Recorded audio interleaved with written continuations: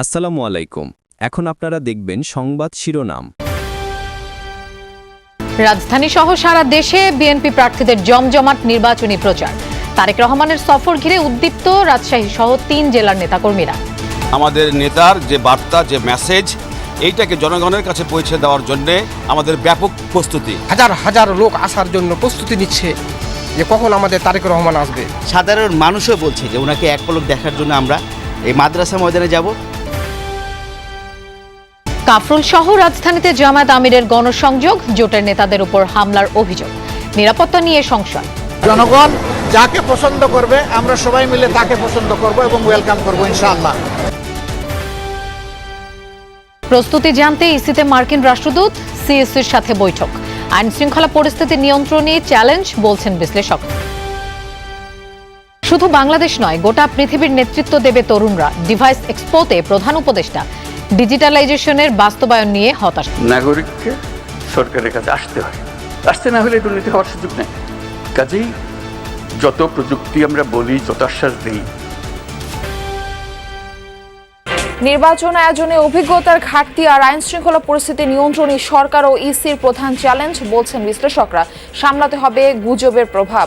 Social media, AI এর ব্যবহার, এটা নিয়ে একটা অন্যরকম পরিস্থিতি হতে পারে। এটা একটা বড় চ্যালেঞ্জ। এক নম্বরে হলো ধরেন আইন শৃঙ্খলা, কারণ এখানে যার সুযোগ আছে সেই শক্তি প্রয়োগ করার চেষ্টা করে। এটা একেবারে 73 থেকে আমরা দেখে আসছি। টুঙ্গিপাড়া, কোটালীপাড়ায় এবার নির্বাচন হচ্ছে ভিন্ন বাস্তবতায়। নৌকার ঘাটিতে ভোটের লড়াইয়ে বিএনপি সহ বিভিন্ন রাজনৈতিক দল ও স্বতন্ত্র প্রার্থীরা। আমার প্রতি তাদের অফুরন্ত ভালোবাসা, আমি অভিভূত হয়েছি যে তারা এতটা আমাকে গ্রহণ করেছে। এলাকার মানুষের কল্যাণে, এলাকার উন্নয়নে মানুষ আমার পাশে থাকবে। সবাই আমরা এই দেশকে বসবাস করতে চাই এবং সবাই একসাথে মিলেমিশে দেশটাকে গড়তে চাই। গুলশানের ফুটপাতে রড পড়ে আশফাকের মৃত্যুর দায় নিতে নারাজ 2 ভবন কর্তৃপক্ষ। মামলা করলেও বিচারের আশা করে না পরিবার। অভিযোগের আড়ালে ঝুঁকির কথা জানালেন স্থানীয়রা। এইভাবে গুলশানের মতো জায়গায় দাঁড়িয়ে আছি, মানে এটা তো আমরাই দাঁড়াই, আমাদের কলিগরাই দাঁড়ায়। এটা আসলে নেওয়ার মতো না। এখানে সেই গাড়িগুলো প্রিভেল করে, সেই দোকান প্রিভেল করে এবং কনকর্ডের ওই রাস্তা দখল এটাও প্রিভেল করে। ইরানের দিকে এগিয়ে যাচ্ছে আরও একটি মার্কিন নৌবহর, জানালেন খোদ প্রেসিডেন্ট ট্রাম্প। হামলা হলে তেহরানের পক্ষ নিয়ে পাল্টা জবাব দেবে হিজবুল্লাহ। আসসালামু আলাইকুম। এখন দেখবেন সংবাদ বিস্তারিত। মঙ্গলবার সকাল থেকে গভীর রাত পর্যন্ত নির্বাচনী জনসভায় অংশ নেন বিএনপি চেয়ারম্যান তারেক রহমান। ময়মনসিংহ থেকে গাজীপুর, সবশেষ রাজধানীর উত্তরায় জনগণকে কাঙ্ক্ষিত বাংলাদেশ উপহার দেওয়ার আশ্বাস দিয়ে বিএনপির পরিকল্পনা তুলে ধরেন তিনি। জোর দেন নতুন বাংলাদেশে দুর্নীতি দমনে। সকলকে ঐক্যবদ্ধ থাকার আহ্বান জানিয়ে জনগণের শাসন কায়েমের প্রতিশ্রুতি দেন তার। পারে যেন বহুদিন পর রাজনীতির উৎসব উপলক্ষ 22 বছর পর বৃহত্তর ময়মনসিংহের জনতার কাছে বিএনপি চেয়ারম্যান তারেক রহমান। দুপুর 2টায় জনসভায় আসার কথা থাকলেও সড়ক পথে অসংখ্য মানুষের শুভেচ্ছায় সিক্ত হয়ে তারেক রহমানকে মঞ্চে এসে পৌঁছাতে 2 ঘন্টার বেশি সময় লাগে। এসেই বীর মুক্তিযোদ্ধাদের সাথে কুশল বিনিময় করেন তিনি। পরে তারেক রহমান দেশ গড়ার পরিকল্পনা তুলে ধরেন। নারীদের জন্য, মায়েদের জন্য, আমরা গৃহিণীদের জন্য, বিশেষ করে খেটে খাওয়া মানুষ যারা, সেই পরিবারের গৃহিণীদের জন্য আমরা একটি ফ্যামিলি কার্ড নামে কার্ড দিতে চাই মা বোনদেরকে, যাতে করে এই ফ্যামিলি কার্ডের সুবিধা প্রত্যেকটি মানুষের, প্রত্যেকটি পরিবারের কাছে, অল্প হলেও প্রত্যেকটি পরিবারের কাছে পৌঁছতে পারে। দুর্নীতির বিরুদ্ধে বিএনপির অবস্থান বরাবরই জিরো টলারেন্স ছিল জানিয়ে আগামীতেও এ বিষয়ে আরও জোর দেওয়ার কথা জানান তিনি। 12 ফেব্রুয়ারি ভোর থেকে ভোটকেন্দ্র পাহারা দেওয়ার আহ্বান জানিয়ে তারেক রহমান ঐক্যবদ্ধ থাকলে জনগণের শাসন কায়েমের প্রতিশ্রুতি দেন। সেই স্বৈরাচার যেভাবে বলতো তাদেরই ভাষা ব্যবহার করছে বিএনপি। তাদের বক্তব্য যে দুর্নীতিতে বলে চ্যাম্পিয়ন ছিল। তা আমার প্রশ্ন 2001 থেকে 2006 সাল পর্যন্ত তাদেরও তো 2জন সদস্য বিএনপির সরকারে ছিল। তো বিএনপি যদি অতই খারাপ হয় তাহলে ওই 2 ব্যক্তি কেন পদত্যাগ করে চলে আসেনি? লাইন দিয়ে দাঁড়াবেন, ভোট শুরু হবে, সাথে সাথে ভোট দেওয়া ইনশাল্লাহ শুরু করবেন। পরে ময়মনসিংহ বিভাগের 4 জেলার প্রার্থীদের হাতে ধানের শীষ তুলে দেন বিএনপি চেয়ারম্যান। গণভোটে হ্যাঁ পাশ করলে ফ্যাসিবাদ ফিরবে না, এজন্য নতুন ফ্যাসিস্টরা গণভোটের বিপক্ষে প্রচারণা চালাচ্ছে। যশোরের নির্বাচনী সমাবেশে এমন মন্তব্য করেন জামায়াত আমির ডাক্তার শফিকুর রহমান। কেউ যদি পায়ে পাড়া দিয়ে ঝগড়া করতে আসে তবে ছাড় দেওয়া হবে না বলেও হুঁশিয়ারি দেন তিনি। বলেন, একটি দল মায়েদের ফ্যামিলি কার্ড দেওয়ার কথা বলছেন, আবার মা বোনেরা নির্বাচনী প্রচারণায় গেলেই হেনস্থা করছে।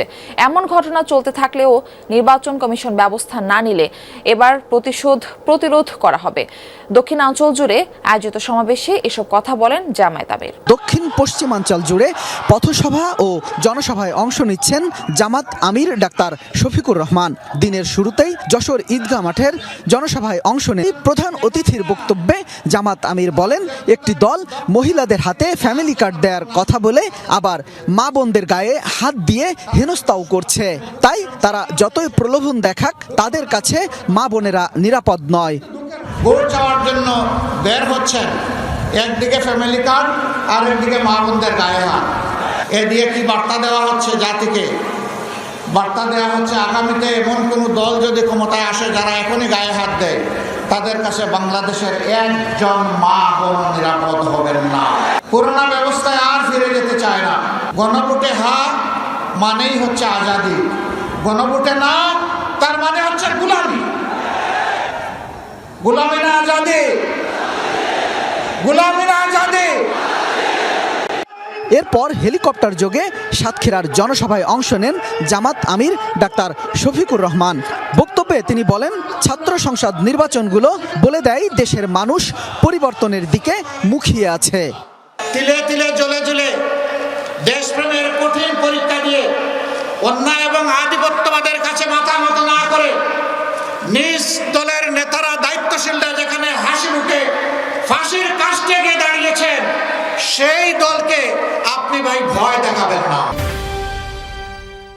নির্বাচনী আইন শৃঙ্খলা পরিস্থিতি সামাল দেওয়া সরকার ও নির্বাচন কমিশনের জন্য বড় চ্যালেঞ্জ হিসেবে দেখছেন বিশ্লেষকরা। সেই সাথে ইসি ও নতুন প্রশাসনের নির্বাচন আয়োজনের অভিজ্ঞতা না থাকাও অন্যতম ঘাটতি।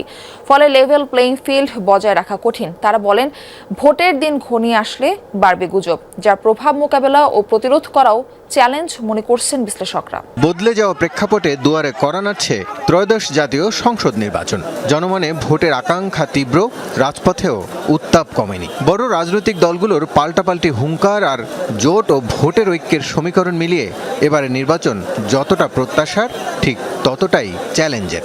প্রার্থী হত্যা, স্বেচ্ছাসেবক দল নেতা খুনের ঘটনায় ছড়িয়েছে আতঙ্ক। প্রচার শুরু হতেই কেরানীগঞ্জে বিএনপি নেতাকে গুলি করে হত্যার ঘটনা পরিস্থিতি আরও জটিল করেছে। বিশ্লেষকরা বলছেন, ভোটের সময় সবচেয়ে বড় চ্যালেঞ্জ হয়ে দাঁড়িয়েছে আইন শৃঙ্খলা রক্ষা করা। এক নম্বরে হলো ধরেন আইন শৃঙ্খলা, কারণ এখানে যার সুযোগ আছে সে শক্তি প্রয়োগ করার চেষ্টা করে। এটা একেবারে 73 থেকে আমরা দেখে আসছি। তো নির্বাচন কমিশনের কিছু দুর্বলতাও কিন্তু বিরাট পয়েন্ট, কারণ তারা ওই রকম অবস্থাটায় থাকতে পারে না। অনেক কিছু আপনার যদি না পারি তাহলে মুখে বলতে হয় না। ভোটের রাজনীতিতে অন্যতম আলোচিত আসন গোপালগঞ্জ ৩। নিজের করে নেওয়া এই আসন থেকে বারবার নির্বাচিত হয়েছেন সাবেক প্রধানমন্ত্রী শেখ হাসিনা। দীর্ঘদিন ধরে আওয়ামী লীগের দুর্গ হিসেবে পরিচিত টুঙ্গিপাড়া, কোটালীপাড়ায় এবার নির্বাচন হচ্ছে ভিন্ন বাস্তবতায়। নৌকার ঘাটিতে ভোটের লড়াই হচ্ছে বিএনপি সহ বিভিন্ন রাজনৈতিক দল ও স্বতন্ত্র প্রার্থীদের মাঝে। টুঙ্গিপাড়া ও কোটালীপাড়া উপজেলা নিয়ে গোপালগঞ্জ ৩ আসন রাজনৈতিক ইতিহাসে বরাবর